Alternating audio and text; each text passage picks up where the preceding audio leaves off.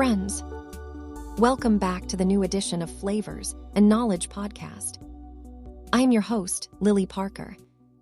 This episode explores the romance and the universal meaning of connection about Valentine's Day. For many, Valentine's Day is a binary proposition. You are either gloriously in love and celebrating, or you are not, and thus, by implication, excluded from the feast. But this narrow view ignores the vast, rich landscape of human connection that exists beyond romantic partnership. It also overlooks the fascinating and forceful cultural pushback the holiday has always inspired. To truly understand Valentine's Day as a universal phenomenon, we must expand our definition of love and, paradoxically, listen to its critics. For in the voices of resistance, satire, and alternative celebration, we find a deeper, more inclusive vision for what this day can mean. The contemporary use of the term love encompasses a wide array of emotions, ranging from passion to preference. In contrast, the ancient Greeks distinguished among various forms of love, each with its own terminology.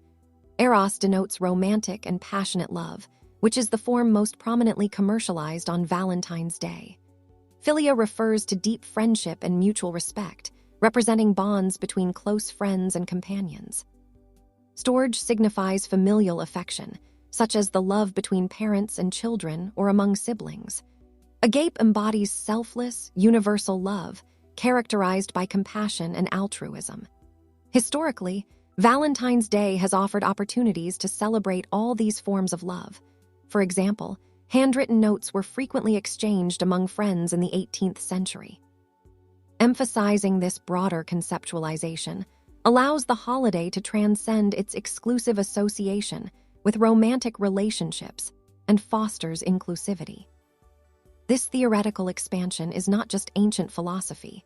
It is alive in contemporary celebrations that consciously rewrite the Valentine's script. Take Valentine's Day, celebrated on February 13th. Popularized by the character Lusla Nup in parks and recreation, this eve of the feast celebration is a deliberate toast to Philia. It's a declaration that the love between friends is worthy of its own ritual, its own flowers, and its own waffle brunch. It is not a consolation prize, but a parallel celebration of a different, essential love. For many families, the day is a craft project whirlwind of glitter and glue, as children prepare cards for classmates and parents. Here, the love celebrated is Storge, the nurturing familial bond. It becomes a day to teach children about expressing appreciation for their community. Meanwhile, the booming wellness and self-care movements have powerfully co-opted the day. It becomes an occasion for Agape directed inward, a radical act of self-kindness in a world that often ties our worth to our relationships. A spa day, a favorite book, a solo adventure. These are anti-commercial acts that nonetheless use the day's energy for personal renewal. And some use the day to perform anonymous, generous acts for strangers, paying for a coffee, leaving encouraging notes in public places. This is Agape in its purest form, using the cultural focus on love to fuel a ripple of unconditional, impersonal goodwill. These adaptations are not rejections of Valentine's Day. They are evolutions. They prove that the human need for connection is universal, but the form it takes is wonderfully diverse. Despite these inclusive adaptations, a substantial and thoughtful critique of Valentine's Day endures. This so-called counterfeast functions as a critical tradition that exposes the holiday's limitations and excesses. Historical resistance is integral to the holiday's narrative. In 1645, the Puritan-controlled English Parliament abolished the feast of St. Valentine, denouncing it as a frivolous and popish remnant incompatible with religious austerity. This marked the first formal opposition to the holiday.